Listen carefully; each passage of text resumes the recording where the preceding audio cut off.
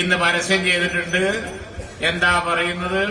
ഇവിടുത്തെ ന്യൂനപക്ഷം ഞങ്ങളില്ലായിരുന്നെങ്കിൽ 2ാം ക്ലാസ് പൗരന്മാരാകുമായിരുന്നു എന്ന് ഈ കണ്ണൂർക്കാരോടാണ് പറയുന്നത്. ഞങ്ങളില്ലെങ്കിൽ നിങ്ങളെ 2ാം ക്ലാസ് പൗരന്മാരാകുമായിരുന്നു എന്ന് കുറുക്കം പറയാണ് കൂട്ടിലുള്ള കോഴിയോട്.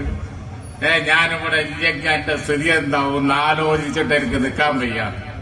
അതുപോലെ അതിലെ അവര് പറയുന്നത് ഇന്ന് ഞാൻ കണ്ട ഏറ്റവും വലിയ തമാശ, ഇന്ത്യയിലെ ന്യൂനപക്ഷം ഞങ്ങളില്ലെങ്കിൽ 2ാം ക്ലാസ് പൗരന്മാരാകുമായിരുന്നു എന്നാ പരസ്യം ചെയ്തിരിക്കുന്നത്. ഒന്ന് ആലോചിച്ച് നോക്കിയേ.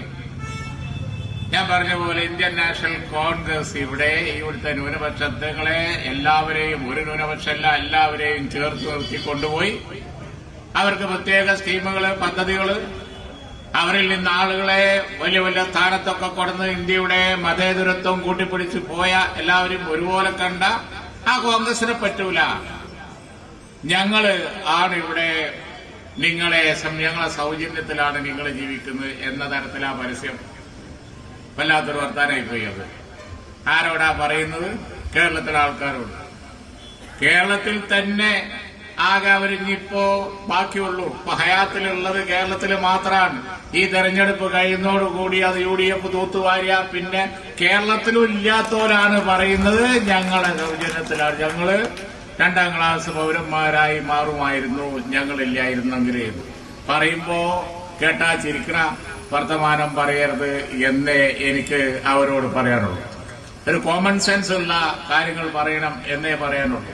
ഞങ്ങളില്ലെങ്കിൽ ഇവിടെയുള്ള ന്യൂനപക്ഷം 2ാം തരം പൗരന്മാരാവുന്നതാണ്. ഇവിടുത്തെ ന്യൂനപക്ഷം 2ാം തരം പൗരന്മാരാവുന്നു എന്ന് പറയാൻ ഇവരാരാണ് എന്നാണ് എനിക്ക് ചോദിക്കുന്നത്. കളവിനെ കൊണ്ടുവരുന്ന എന്തധികാരമുള്ളത്? അതിനാത്രം വലിപ്പം വർക്കുണ്ടോ? ഇന്ത്യയിലെ ന്യൂനപക്ഷത്തെ സംരക്ഷിക്കല് പോയിട്ട് എന്റെ അഭിപ്രായത്തില് ഇന്ത്യ രാജ്യത്ത് അവർക്ക് അവരുടെ പാർട്ടിയെ സംരക്ഷിക്കാൻ പോലും പറ്റാത്ത സ്ഥിതിയാണ് ഇപ്പോൾ ഉള്ളത്. ത്രിപുരയിലും ബംഗാളിലും അതുപോലെ തന്നെ തമിഴ്നാട്ടിലും ഒക്കെ അവരുടെ പാർട്ടി കോൺഗ്രസിന്റെയും DMK-യുടെയും ഒക്കെ സൗജന്യത്തിലാണ്. അപ്പോഴാ പറയുന്നത് കേരളത്തിൽ പരസ്യം ചെയ്തിരിക്കുകയാണ്. എന്താ പരസ്യം? ന്യൂനപക്ഷം 2ാം തരം പൗരന്മാരായി പോവും. ആരാ പറഞ്ഞത് അവരോട്? ഇവിടെ ന്യൂനപക്ഷം അങ്ങനെ ഒരു ചിന്ത വേണ്ട, നിങ്ങൾക്ക് അങ്ങനെ ഒരു തോന്നൽ വേണ്ട. 1ാം തരം പൗരന്മാര് തന്നെയാണ്. നിങ്ങളുടെ സൗജന്യത്തിലല്ല. ഇന്ത്യ രാജ്യത്ത് ഏതെങ്കിലും ഒരു ന്യൂനപക്ഷം തുല്യപരിഗണനയോടുകൂടി 1ാം തരം പൗരന്മാരുടെ കൂട്ടത്തിൽ തന്നെ ഉള്ളത്. അതുകൊണ്ട് 2ാം തരം പൗരന്മാരായി പോവും ഞങ്ങളില്ലെങ്കിൽ എന്നുള്ള അത്തരം വർത്തമാനങ്ങൾ ശരിയല്ല, അത്തരം പരസ്യങ്ങളും ശരിയല്ല. അതിലൊന്നുള്ള കഴിവും അതിനകത്തരം നിങ്ങളില്ല.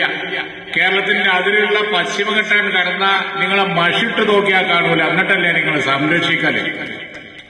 അപ്പൊ ഇടതുപക്ഷത്തെ സംബന്ധിച്ചിടത്തോളം അതിന് കഴിയില്ല. അവർക്ക് അതിനുള്ള വലുപ്പമില്ല. അതിനുള്ള വലുപ്പം ഇന്ന് ഇന്ത്യ മുന്നണിക്കേ ഉള്ളൂ.